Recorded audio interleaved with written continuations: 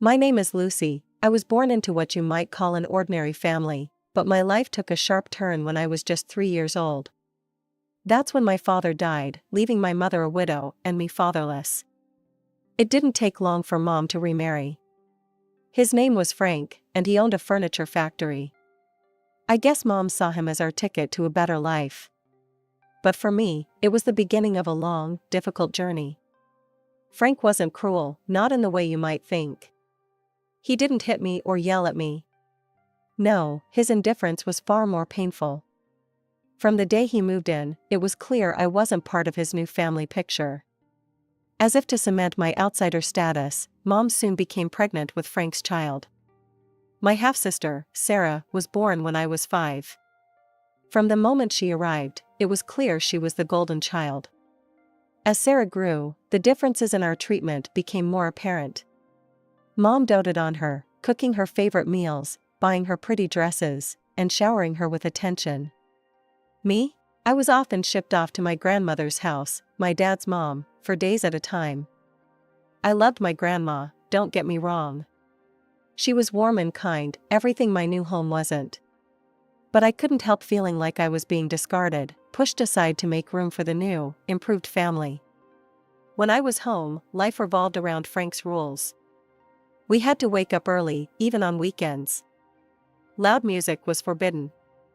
We could only be friends with kids Frank approved of, which wasn't many. As the years went by, I found myself taking on more and more household chores. By the time I was 10, I was doing laundry, washing dishes, and even starting to cook simple meals.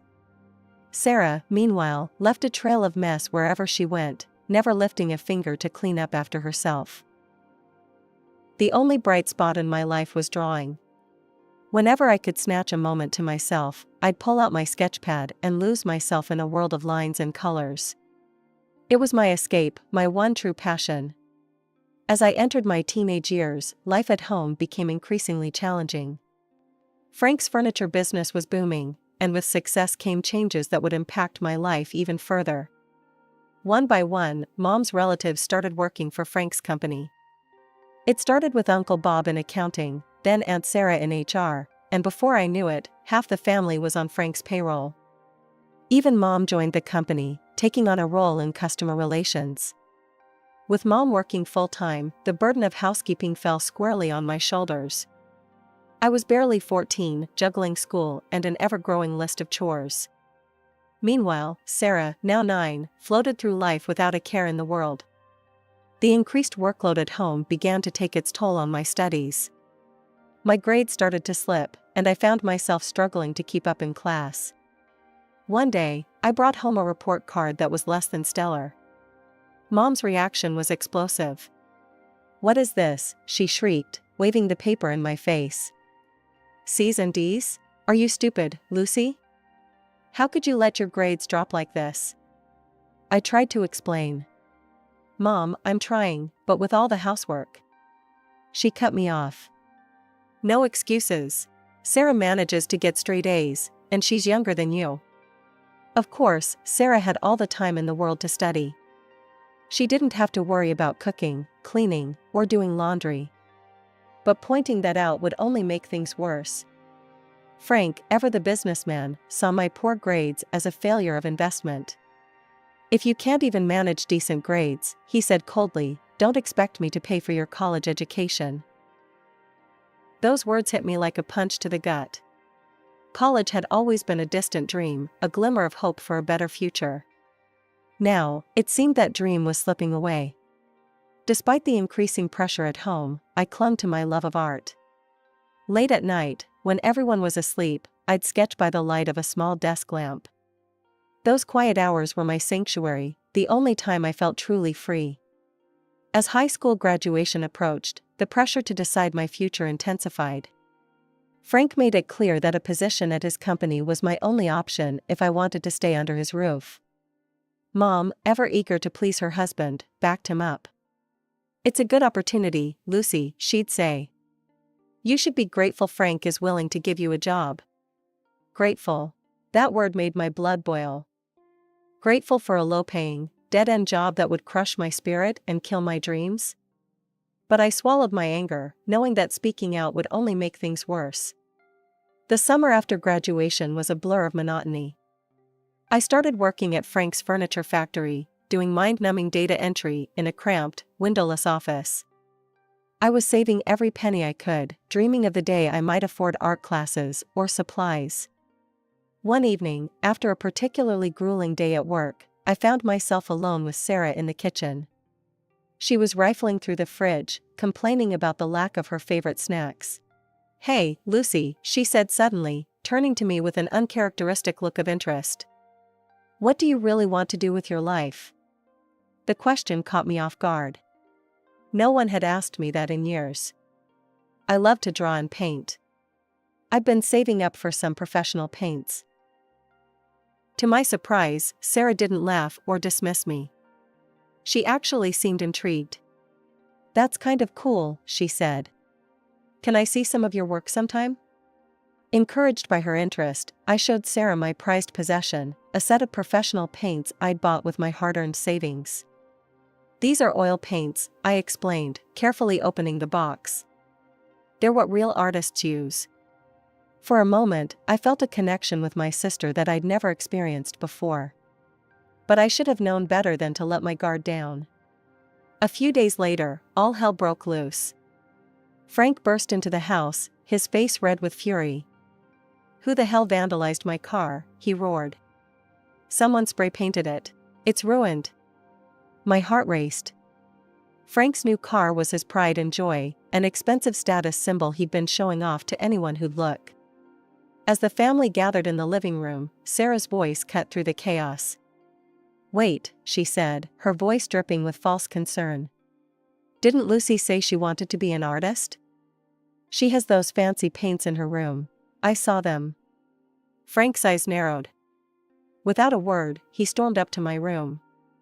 I followed, protesting my innocence, but it fell on deaf ears.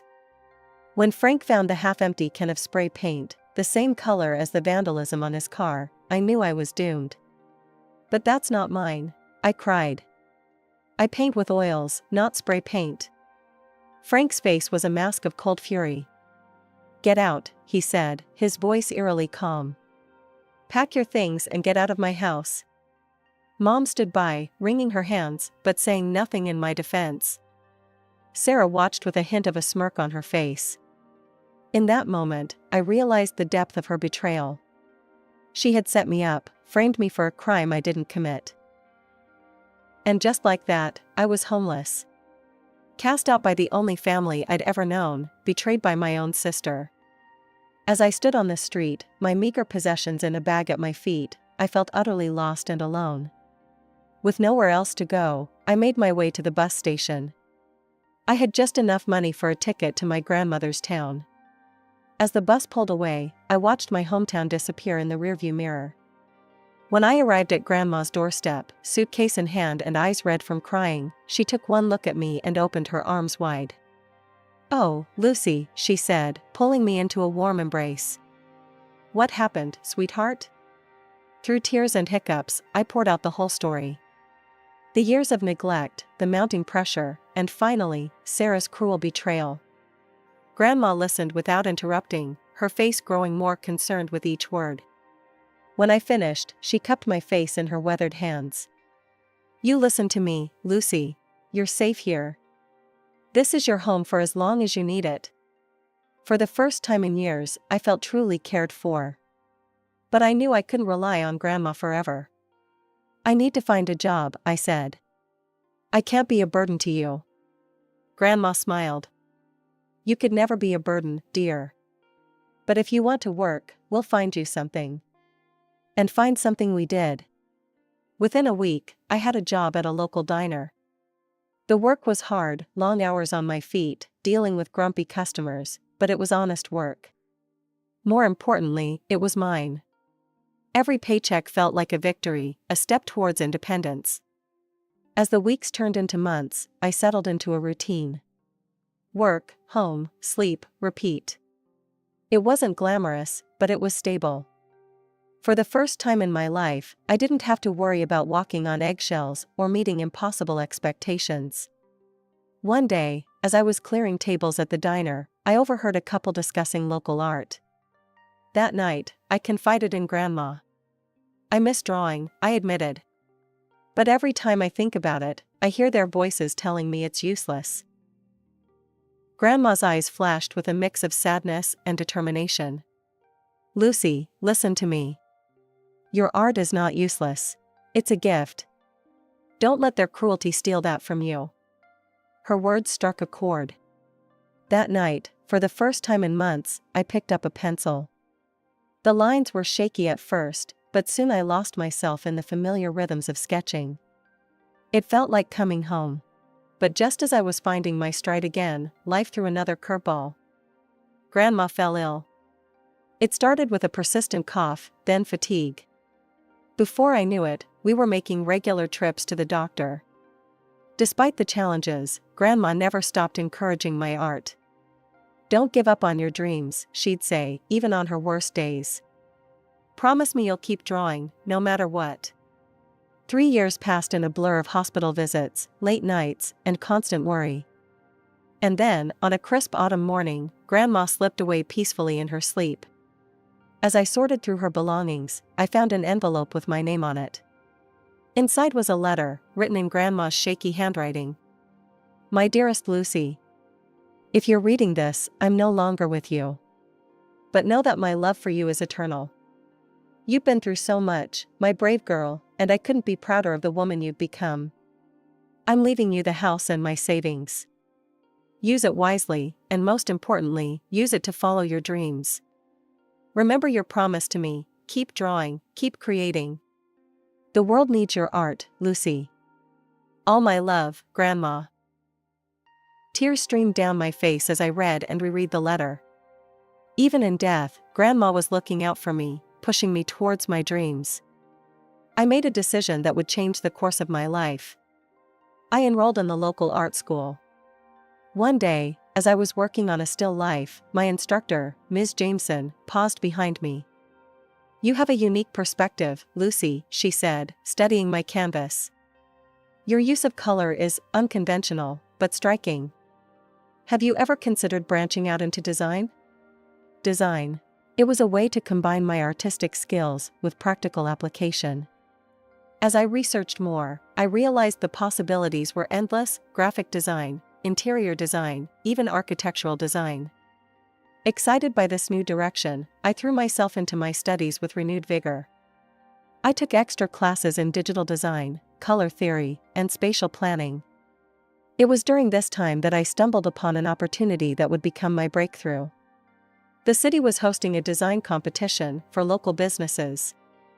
The challenge: create a mural design that would revitalize a struggling neighborhood. I spent weeks on my entry, pouring every ounce of skill and passion into it. The day of the competition arrived. As I stood before the judges, explaining my concept, I felt a confidence I'd never experienced before. This was my vision, my creation, and I believed in it wholeheartedly. When they announced the winners, I held my breath.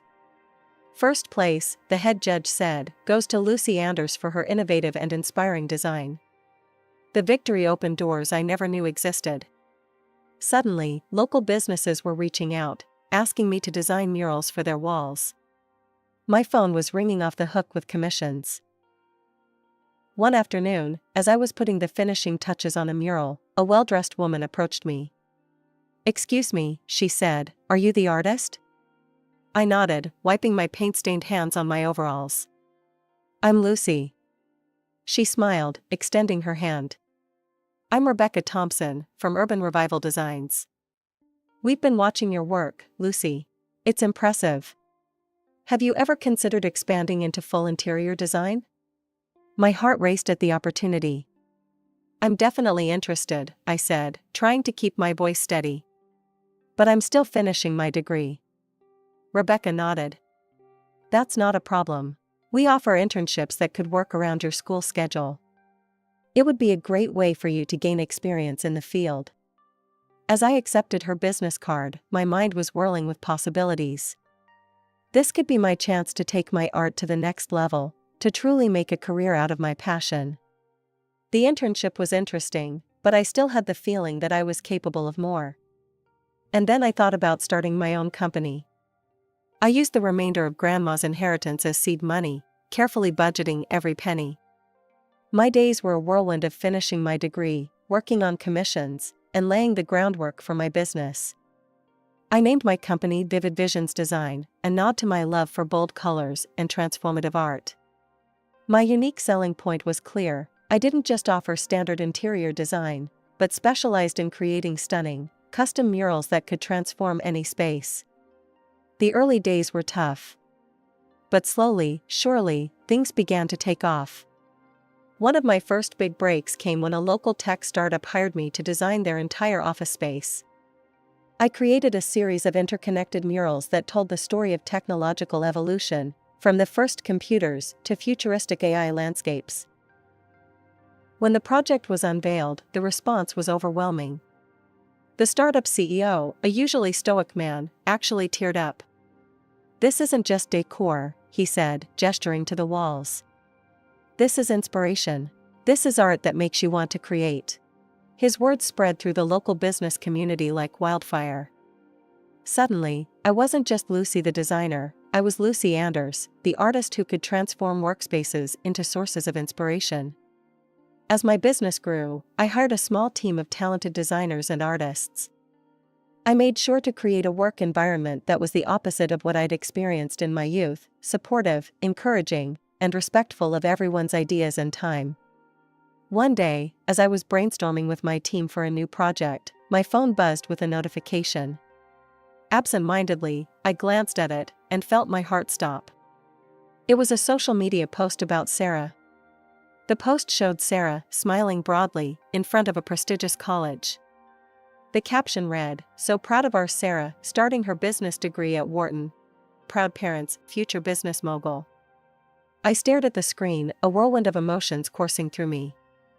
As I scrolled through her profile, I saw more posts chronicling Sarah's perfect life. There she was, posing next to a brand new luxury car. Another post showed her traveling abroad for various business courses, her smile wide and carefree. I put my phone down, trying to focus on work, but my mind kept wandering back to Sarah's apparent success. It seemed our parents were still playing favorites, lavishing Sarah with opportunities and gifts, while I had been left to fend for myself. One afternoon, I received an unexpected call from my Aunt Linda, the only family member I still kept in touch with. Her laughter rang through the phone before she even said hello. "Lucy, you won't believe what's happened," she said, her voice filled with barely contained mirth. "What is it, Aunt Linda?" I asked, curiosity piqued. "It's about Sarah and your stepfather's company," she began. "You know how he put her in charge while he and your mother went on that long vacation to the Maldives? Well, Sarah made a complete mess of things. Several serious mistakes in managing the company. Your stepfather came back to quite a shock." I felt a small smile tugging at my lips. "Really? What happened?" Aunt Linda gleefully filled me in on the details: poor investment decisions, mismanaged client relationships, a PR disaster that had cost the company a fortune to clean up. "You should have seen your stepfather's face when he got back," Aunt Linda chuckled. "He was furious. Told Sarah he'd paid for her education in vain. It was quite the scene, apparently." As I hung up the phone, I felt a mix of emotions. Part of me felt a twinge of sympathy for Sarah. But I couldn't deny the small, vindictive part of me that felt a surge of satisfaction. It was a quiet Sunday afternoon when I heard an unexpected knock at my door. When I opened the door, I was stunned to see Sarah standing there, tears streaming down her face, a suitcase at her feet. "Lucy," she sobbed, throwing herself at me. "You have to help me. Dad's disowned me, kicked me out. I'm homeless." For a split second, I felt a pang of sympathy. But then memories flooded back, years of neglect, Sarah's betrayal, the pain she'd caused me. I gently disentangled myself from her embrace. Sarah continued her performance, tears flowing freely. "Please, Lucy. I need a place to stay and a job. I could be the director of your company. I have the education for it." I almost laughed at the audacity. Sarah, I said, my voice firm but not unkind, there's an affordable hostel just down the street. You can stay there. Her tears stopped abruptly, replaced by indignation. A hostel? But I'm your sister. And I said I could be a director in your company. Actually, I replied, I am looking for a secretary. You could work with clients, manage appointments. A secretary? Sarah scoffed, her facade crumbling. I'm not some lowly assistant, Lucy. I deserve to be a director, with a good salary. And I should live here, with you.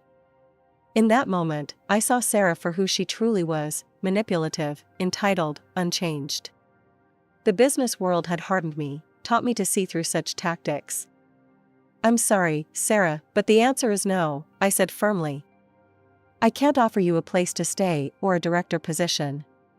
The secretary job is available if you want it, but that's all I can do. Sarah's face contorted with anger. Without another word, she spun on her heel and stormed off. From my window, I watched her climb into her expensive car, her expression a mix of frustration and disbelief. Later, I learned the truth from Aunt Linda. Sarah hadn't been disowned or kicked out. She'd merely thrown a tantrum over our father's criticism and decided to teach him a lesson by running away. Her plan had been to mooch off me until she felt her point was made. But the drama wasn't over. A few days later, my phone rang. It was my mother. Lucy, how could you turn your sister away? She demanded, without preamble. I took a deep breath. Hello to you too, Mom. Don't be smart with me, she snapped. Sarah told me everything. You should have given her a manager position, not offered her a secretary job. She has an expensive education, she's taken management courses. She's much smarter than you. The old hurt bubbled up, but I pushed it down. If she's so smart, Mom, why did she make so many mistakes running Dad's company? There was a pause, then my mother's voice came back, cold as ice. She just needs more practice. Your company would be perfect for her to learn, it's not like it would matter much if she made mistakes there. That was the last straw. Years of pent-up hurt and anger came pouring out. How dare you? I said, my voice shaking. After years of neglect, of forcing me to work while Sarah got everything handed to her, after kicking me out based on her lies, how dare you demand I risk my company, everything I built on my own, for her? Before she could respond, I hung up. It's been a couple of months. As I put the finishing touches on the decorations for my birthday party, I couldn't help but smile. My living room was filled with colorful balloons and streamers. Friends and colleagues from my design company would be arriving soon to celebrate another year of success and growth. Just as I was about to change into my party outfit, my phone rang. It was Jake, my assistant manager. Lucy, I'm sorry to bother you on your birthday, but we have an emergency at the office. You need to come right away. My heart sank as I rushed to the company headquarters. The office was in chaos. Torn design layouts littered the floor, and my employees looked shaken. In the middle of it all stood Sarah, swaying slightly, her eyes unfocused. What's going on? I demanded. Jake quickly filled me in. Sarah had shown up drunk, torn up our latest designs, and verbally abused both staff and clients. The police were already on their way. As the officers arrived and began to escort Sarah out, my phone rang again. It was my mother. Lucy, don't you dare press charges, she hissed. Just tell the police it was a birthday prank gone wrong. I couldn't help but laugh bitterly. Funny how you remember it's my birthday now, Mom. You didn't call to wish me well, but the moment Sarah's in trouble, you're quick to reach out. Mom fell silent, and I pressed on. I'm filing a report and seeking compensation for damages. Sarah needs to face the consequences of her actions. I hung up before she could respond and followed the police to the station. In the end, Sarah received a suspended sentence for hooliganism and was ordered to pay substantial compensation for the damage she'd caused. My parents, predictably, blamed me for everything. I felt no sadness, no regret. I severed all remaining family ties, except for my supportive Aunt Linda. Years passed, and my success only grew. Then, one ordinary Tuesday, I stumbled upon some shocking news on social media. Sarah, in her role as CEO, had run our father's furniture company into the ground. A series of catastrophic decisions had led to bankruptcy. Did I feel malicious joy? Rather, it was an understanding that karma still exists and works.